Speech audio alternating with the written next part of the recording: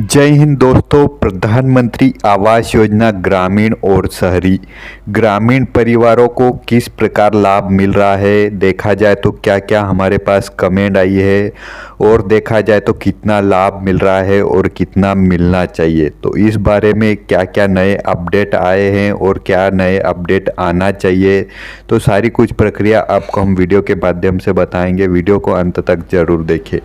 तो प्रधानमंत्री आवास योजना के तहत ग्रामीण परिवार और शहरी परिवारों को भी देखा जाए तो वो काफ़ी समय लग जा रहा था आवास का लाभ मिलते मिलते। आप भी देख रहे हो कि शहरी परिवार में काफ़ी इंतज़ार करने के बाद आवास का लाभ मिलता है, लेकिन उन्हें आवास का लाभ ग्रामीण क्षेत्र से ज़्यादा मिलता है।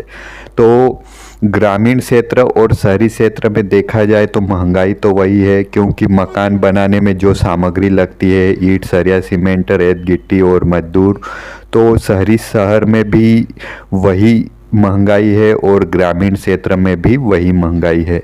तो इसके चलते हुए कुछ भी नया अपडेट अब वर्तमान में जारी नहीं हुआ है, क्योंकि 2024 एंडिंग हो चुका है।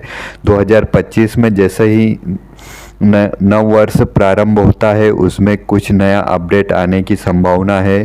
तो ग्रामीण क्षेत्र की समस्याएं काफ़ी सारी हमने देखी है, हमारे पास कमेंट भी देखा जाए तो आए हैं, क्योंकि ग्रामीण क्षेत्र में 1,20,000 रुपये की सहायता दी जा रही है। तो इसे बढ़ाकर 2 लाख या फिर 2,50,000 रुपये की सहायता राशि होना चाहिए। अगर आप भी सहमत हो तो हमें कमेंट ज़रूर करें। और हमारे पास कुछ ऐसे कमेंट्स भी आए हैं कि अगर केंद्र सरकार 1,20,000 रुपये की राशि दे रही है तो वह क्यों नहीं ले लेते। तो बाकी कुछ देखा जाए तो 1,20,000 तो मिल रहा है, लेकिन काफ़ी सारे कमेंट में भी आ रहे हैं तो 1,20,000 अगर मिल रहे हैं तो वही ले लेना चाहिए। और जैसे कि 2 लाख रुपए की मांग करने वाले भी काफ़ी सारे व्यक्ति है, हमें कमेंट भी आए हैं कि ग्रामीण क्षेत्र में 2 लाख या फिर 2,50,000 रुपये की राशि मिलना चाहिए। तो एक तरफ देखा जाए कि अगर आप वोट डालने जाते हो वह आपका मूल अधिकार होता है कि किसी भी पार्टी को मतदान करना, आपके विचार विमर्श अनुसार जो भी आप वोट का मतदान करते हो तो यह आपका मूल अधिकार हो जाता है। तो इसी प्रकार आवास का, जैसे कि आवास योजना का लाभ भी आपका अधिकार होता है। तो इस अधिकार के लिए भी अगर आपको मतदान के हिसाब से देखा जाए तो अगर आपके विचार विमर्श के अनुसार राशि नहीं मिलती तो आप भी देख सकते हो कि आवास के तहत और मतदान के तहत क्या समर्थन रहता है। प्रधानमंत्री आवास योजना के तहत आप भी कह सकते हो कि यह आपका भी अधिकार है कि आपको अगर 1,20,000 रुपये की राशि कम लग रही है तो ग्रामीण क्षेत्र में 2 लाख रुपए की राशि होना चाहिए। सरकार अगर मतदान के समय आपका अपना अधिकार याद दिलाते हैं तो आवास या फिर किसी भी सरकारी योजना के तहत आप भी अपना अधिकार याद कर सकते हो, क्योंकि मतदान करना भी आपका मूल अधिकार होता है और किसी भी प्रकार की सरकारी योजना का लाभ लेना भी आपका मूल अधिकार होता है। तो इस प्रकार आवास के तहत ग्रामीण क्षेत्र में भी आवास योजना के तहत काफ़ी सारे परिवार ऐसे हैं जिनकी आर्थिक स्थिति कमज़ोर होती है, वह आवास का लाभ तो मिल जाता है लेकिन 1,20,000 रुपये में आवास के तहत पक्का मकान नहीं बना पाते।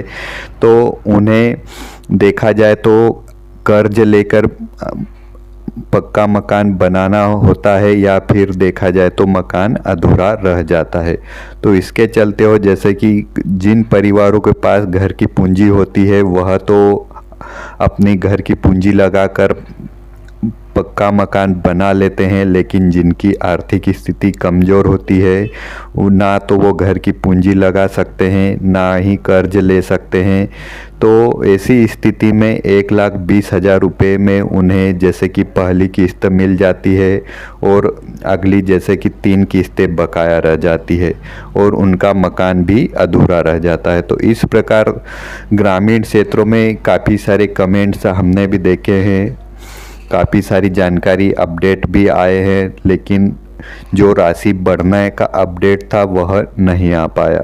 तो आप भी अगर सहमत हो तो हमें कमेंट ज़रूर करें, क्योंकि ग्रामीण क्षेत्र की स्थिति इस प्रकार हो गई है कि महंगाई के कारण वह अच्छे से पक्का मकान नहीं बना पाते। सहायता राशि मिलने के बावजूद भी वह पक्का मकान नहीं बना पाते, जिनकी आर्थिक स्थिति कमज़ोर होती है। तो प्रधानमंत्री आवास योजना के तहत 2 नए अपडेट तो जारी हो चुके हैं, जैसे कि पात्रता में ऐसे परिवारों को और लाभ मिलेगा जो 10,000 रुपये महीने से कमा रहा है, या फिर 2 पहिया वाहन, मोटरसाइकिल है, टीवी, कूलर, फ्रिज है घर में, और आपका मकान कच्चा है या फिर पक्का है लेकिन चद्दर वाला है, तो ऐसे परिवारों को भी पात्रता में लिया गया है। अपात्र के लिए देखा जाए तो आपका मकान पक्का है, बड़ा है, और देखा जाए तो घर में कोई सरकारी कर्मचारी है, आयकर दाता है, प्रॉपर्टी है, प्रॉपर्टी में देखा जाए तो वाहन, प्लाट, मकान यह अधिक मात्रा में होने से, ज़मीन होने से ऐसे परिवार को अपात्र कर दिया जा रहा है। प्रधानमंत्री आवास के तहत ग्रामीण क्षेत्र और शहरी क्षेत्र दोनों के लिए यही पात्रता रखी गई है। और दूसरा नया अपडेट देखा जाए तो आवास के तहत 3 करोड़ परिवारों को 2024 तो एंडिंग हो चुका है, लेकिन 2025 में जैसे ही सर्वे अभियान प्रारंभ होगा उसमें पूरे भारत के सभी राज्यों में सर्वे अभियान होगा। उसके तहत ग्रामीण परिवार और शहरी परिवार के व्यक्ति जैसे कि आवास की पात्रता रखते हैं, उनको सर्वे के दौरान लिस्ट में नाम जोड़ा जाएगा और उन्हें अगले सत्र पर आवास का लाभ दिया जाएगा। तो यह तो 2 नए अपडेट जारी हो चुके हैं, लेकिन और भी कुछ आवास के तहत अपडेट आना बाकी है, क्योंकि यह केंद्र से जुड़ी सरकारी योजना है। इसमें ना तो यह बंद होने की संभावना है, ना ही देखा जाए तो अपडेट रुकने की संभावना है। तो जैसे जैसे नए नए अपडेट जारी होते रहेंगे आपको हमारे चैनल के माध्यम से सूचना मिल जाएगी।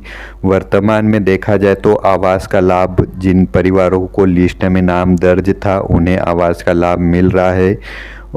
काफ़ी सारे राज्यों में ऐसे भी कमेंट आए कि हमारे राज्य में हमें अभी तक आवास का लाभ नहीं मिला। तो उन राज्यों में जो राज्य आवास का लाभ मिल रहा है उन राज्यों के बाद उनका भी नंबर आएगा। तो 2025 तक सभी आवास के तहत पूरे भारत में सभी राज्यों में जो भी लिस्ट में नाम दर्ज है उन्हें आवास का लाभ दिया जा सकता है।